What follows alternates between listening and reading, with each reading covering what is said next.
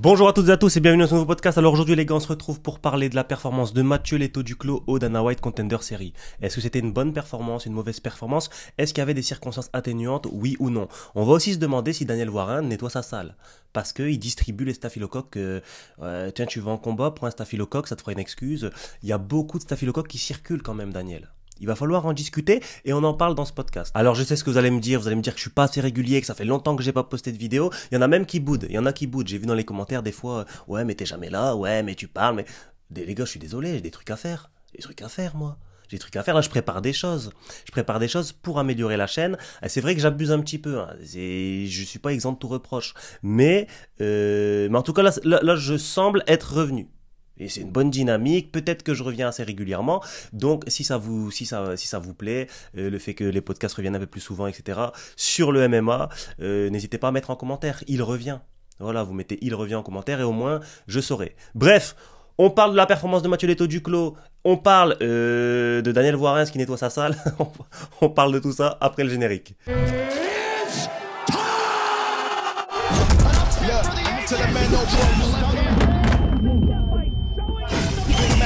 No need to telephone hype. I got too much getting online. One rule, then I'm on site. Alors voilà, de retour pour parler du combat de Mathieu Leto Duclos qui a eu lieu hier au Dana White Contender Series. On va parler d'un tas de choses. On va parler de est-ce qu'il a le niveau, est-ce qu'il a pas le niveau. On va commencer tout simplement. Mathieu Leto Duclos, t'es un bonhomme. Mathieu Leto Duclos, t'es un bonhomme. Parce que moi, je vois beaucoup de combattants. Et d'ailleurs, j'en parlais sur Instagram. Ceux qui me suivent sur Instagram, vous savez très bien de quoi je parle. Il y a beaucoup de combattants qui se battent contre des plombiers. Ils se battent contre des plombiers, après ils font les stars. Et ben Mathieu Leto Duclos, tu n'es pas de ces gars-là. Mathieu Leto Duclos, tu es un mec, tu vas à la guerre. Dana White Contender Series contre un mec très solide.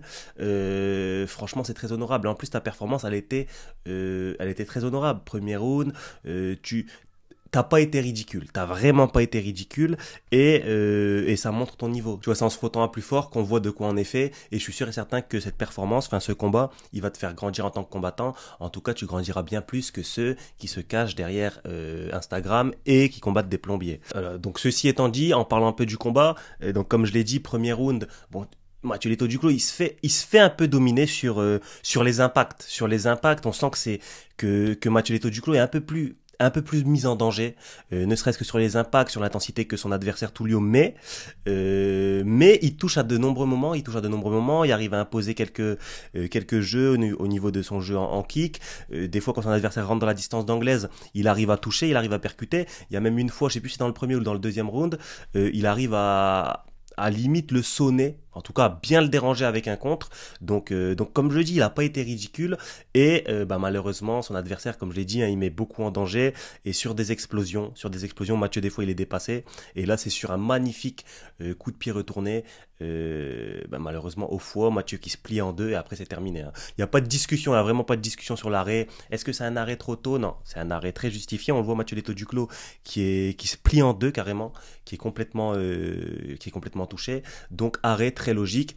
Félicitations à son adversaire, félicitations à Mathieu Leto Duclos pour être monté, pour avoir porté son courage d'y avoir été, parce que mine de rien, comme je l'ai dit, les vrais combattants, ça il y en a pas beaucoup.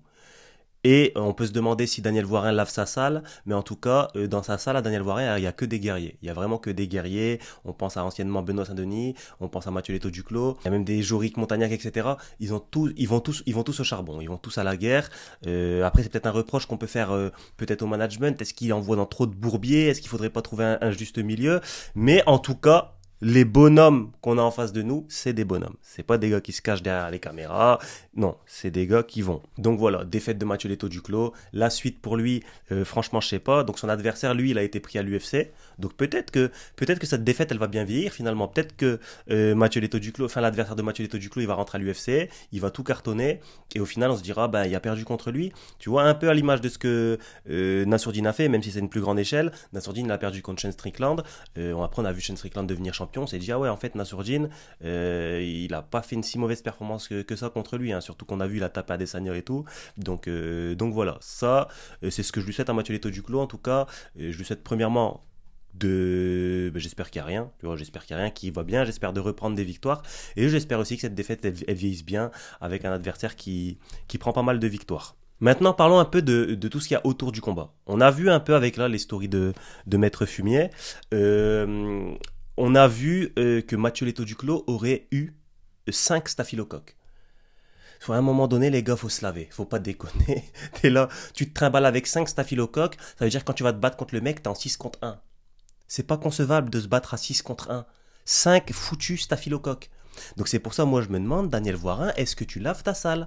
Daniel Voirin, en toute amitié, est-ce que tu as des armes bactériologiques à disposition que tu distilles sur tes PAO? C'est pas possible. À chaque fois qu'il y a un de tes gars qui va combattre, il est sous staff. Parce que moi, j'ai clairement l'impression que dans la team Voirin, il y a un certain souci de compréhension. Les gars, ils comprennent pas quand on leur parle. Peut-être qu'ils comprennent pas l'anglais, en fait.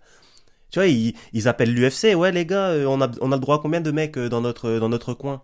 Tu vois, ils veulent venir avec leurs entraîneurs. L'UFC leur répond, ouais, t'as le droit à 3 mecs dans ton staff. Ils comprennent pas l'anglais. Ils pensent que staff, c'est des staphylocoques. Et c'est assez terrible. Parce que se trimballer avec 5 staphylocoques, je pense que c'est du jamais vu dans l'histoire. Ou alors très rarement. Ou alors chez les personnes qui se lavent pas. Ou alors chez des coachs qui ont des armes bactériologiques à leur disposition. Daniel Voirin, on va t'envoyer le préfet du 9-5. Tu vois, celui qui ferme tous les snacks là, eh ben il faut une inspection sanitaire dans ta salle. C'est très important. Il en va de la santé de nos combattants. Là, c'est plus possible. 5 staphylocoques. Tu vas dans le plus grand bidonville du monde, je suis pas sûr qu'il y ait un mec qui ait 5 staphylocoques. C'est... Ah non, c'est... Il y a une volonté de les entretenir. Voilà. Donc va falloir dans le game plan instaurer des douches, instaurer un petit processus d'hygiène très important. Bien sûr, je dis ça en toute amitié, mes respects, comme d'habitude, mes respects. Mais voilà, c'est important de le dire. Voilà, donc après, ce qui est bien là avec Mathieu Leto Duclos, on a encore vu dans une story de Maître Fumier, bon, ils lui ont envoyé un message, il leur a répondu avec un vocal, je vais vous le mettre. Salut l'équipe, je viens de voir la story. Non, c'est vrai que j'avais eu le staphylocoque pendant le camp d'entraînement. 2 fois j'étais sous antibiotiques, mais là j'avais largement récupéré. J'étais en pleine forme. Là, j'avais tourné au Brésil et tout, il y avait pas de soucis de cardio, donc le mec était juste meilleur. Faut pas chercher d'excuses, j'en ai pas. J'étais en forme, j'étais au top de ma forme. J'ai jamais été aussi aiguisé, je trouve, physiquement et techniquement. Donc non, là il n'y a pas d'excuses à trouver. Le staphylocoque, c'est pas la raison de ma défaite. Il était juste balèze et son coup de pied retourné, il était magnifique. Mathieu Leto Duclos, il trouve pas d'excuses.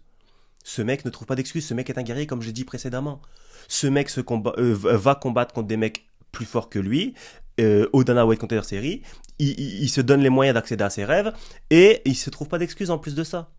Il aurait pu dire oui, j'avais un staphylocoque, il m'a fatigué, ouais, mais j'étais sous antibiotiques. Il l'a pas dit. Il a assumé être à 100%, être affûté, et ça c'est tout à ton honneur. C'est Mathieu Leto Duclos. Tu gagnes un peu. Déjà que je t'aimais bien, Mathieu. Je t'aimais bien. Alors, t'es là, t'arbitres, t'es quelqu'un de sympa, on s'est déjà croisé, etc. T'es quelqu'un de sympa. Et là, tu montes encore un peu plus dans l'estime. T'es un guerrier. Et les mecs comme toi, on en fait peu. Donc voilà, félicitations. Même si t'as perdu le combat, pour moi, comme je t'ai dit, hein, t'as gagné de l'expérience de plus de caméras sur toi, dans une salle avec une atmosphère différente. C'est différent de l'Hexagone, c'est différent d'Ibra TV, etc. Donc ça va te faire grandir en tant que combattant et nul doute que tu vas revenir beaucoup plus fort. Je pense que tu vas revenir beaucoup plus fort. Donc voilà les gars, on a parlé d'un peu tout dans ce podcast. On a parlé de la défaite de Mathieu Leto Duclos. On a parlé du fait que Daniel Voirin est un individu potentiellement dangereux avec des armes bactériologiques à sa disposition. Et ben je pense qu'on a fait le tour. Donc voilà, surtout n'hésitez pas à vous abonner, n'hésitez pas à like la vidéo, n'hésitez pas à commenter. Il revient ou le retour. Vous mettez un truc comme ça. Non, mettez le retour en commentaire, comme ça je vois les vrais qui sont restés jusque là. Parce que ça fait longtemps. Est-ce que vous êtes au rendez-vous? Voilà, donc c'est la question que je me pose. Le retour en commentaire. Et nous, on se dit à la prochaine pour un nouveau podcast. J'essaye de mettre beaucoup de débit. J'essaye de revenir fort. Dès qu'il y a un sujet... bon les gars, je suis pas venu aussi pendant longtemps parce qu'il n'y avait pas de sujet très intéressant. Donc voilà, ça faut le dire. Même si, bon, j'ai déconné un petit peu. Mais voilà, là je vais essayer, dès qu'il y a un sujet intéressant, de faire une vidéo. Et voilà, abonnez-vous, commentaire, le retour et like la vidéo. Bonne soirée les mecs, ciao.